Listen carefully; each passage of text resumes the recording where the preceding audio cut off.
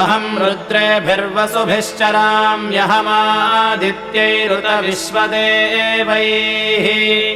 अहं मित्रावरुणो भाविभर्म्यहमिन्द्राग्नी अहमश्विनोभा